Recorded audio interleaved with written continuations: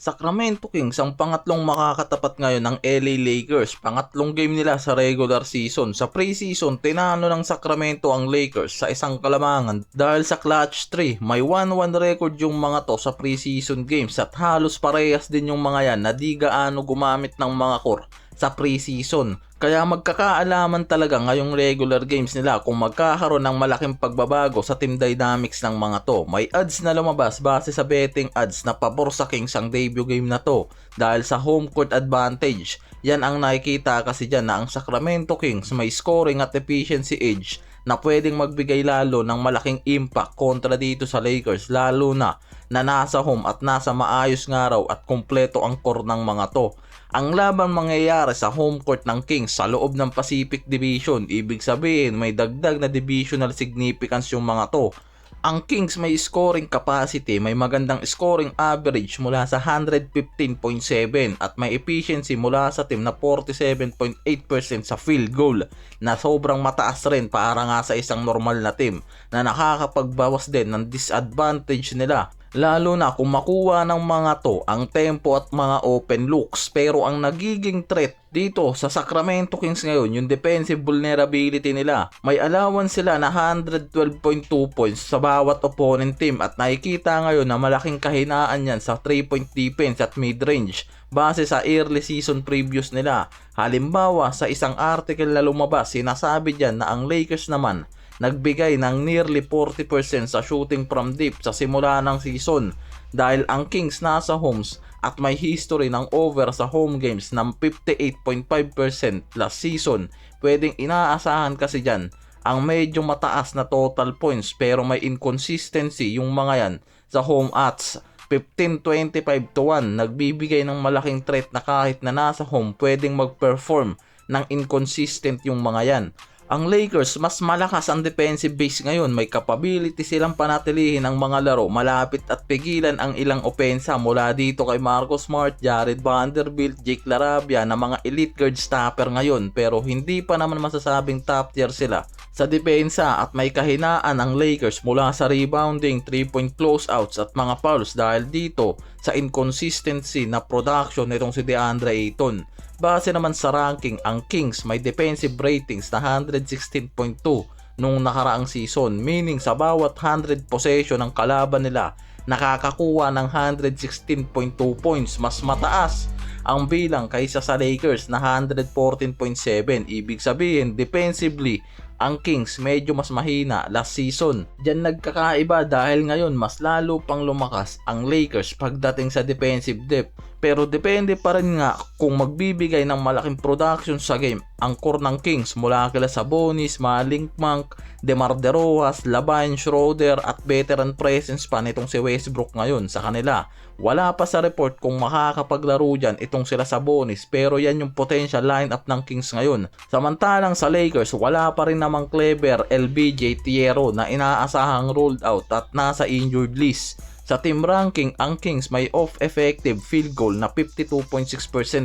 May partial data na nagpapakita ng rebound issue. Halimbawa sa match, ang Kings nakakapag-allow sa kalaban na kumuha ng 51 rebounds na sobrang laking bagay sa opponent team at nakakapagbigay ng 18 offensive yan. Indication yan sa particular na laro may malaking kahinaan sila sa rebounding. Yan yung pagkakataon naman sa Lakers lalo na dito kay DeAndre Ayton at Hachimura na magdomina sa ilalim o paint.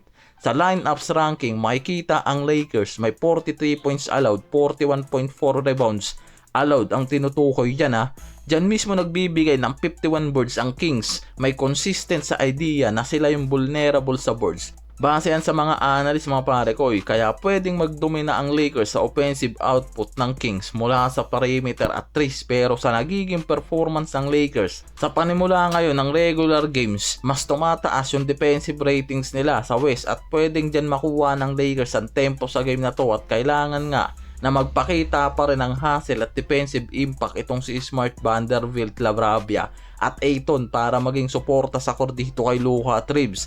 Yan lang rin kasi talaga ang nakikitang mabibigay na suporta ng mga yan, defensive presence lang. Dahil mahina nga raw talaga pagdating sa offensive output ang supporting cast ng Lakers mula sa bench. Dahil si Luka nakikitang nasa top form na at nasa championship shape at MVP caliber sa panimula pa lang ng season na to, at sinasabi nga mismo nitong si Reeves na kaya nga raw ni Luka ngayon na mag-average ng 40 points per game, at sobrang laki nga talaga ng tiwala at suporta na pinapakita ngayon ni Reeves dyan. Dahil inaasahan na si Luka pa rin ang magdadala ng pinakamalaking offensive load ngayon sa magiging laban nila kontra Kings. Kailangan na nga lang daw makakontrol ang tempo, create mismatch at mag-deliver sa mga clutch moments. May 3-point efficiency. At paano nga raw pipigilan ng Sacramento Kings ang pick and roll ng Lakers? Dahil kung makaka-block sila ng drives o makasira ng kanyang creation, pwedeng medyo mahirapan ng Lakers. Dahil ang Kings ang nakikita sa matchup na to na may kahinaan sa rebounding at restriction sa efficient shots. Nag-aalaw ng 50% sa field sa isang laro. Si Luka may malaking chance na mag-explode. Dito, si Reeves naman may malaki ang chance na kumilos bilang secondary creator at scoring threat. Siyempre, si Luka pa rin ang main, pero kailangan niya mag-step up lalo na kung maraming pressure kay Luka. Maganda kung mag-drive siya at mag-create ng mismatch lalo na kung ang Kings mag-double team kay Luka o mag-rotate ng aggressive sa perimeter. Ang role naman ni Smart sa laban na to, defensive glue. Kailangan niyang maging active sa perimeter, tumulong sa switching, magbigay ng pressure sa ball handler sa Kings at makatulong sa transition defense. Offensively, hindi siya expected na maging primary scorer, pero mahalaga yung kanyang 3-point threat at hustle.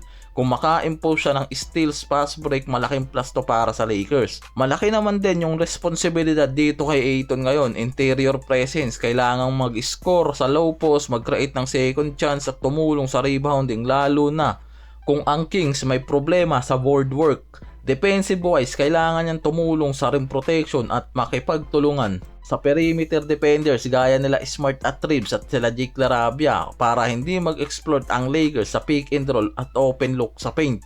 Kaya kung pwedeng lumamang ang Lakers sa defensive output at 3-point efficiency, depende sa magiging offensive load nitong si Luka at Reeves. Pero depende rin kung magiging kumpleto ang core ng Kings at magiging consistent yung mga to sa home court nila. Malaki yung potential na madomina nila dyan ang Lakers sa unang tapatan nila sa regular games na to. Kaya magiging maganda nga talaga ang matchup na to para dito sa Kings at Lakers. Yan na lang ang aabangan natin.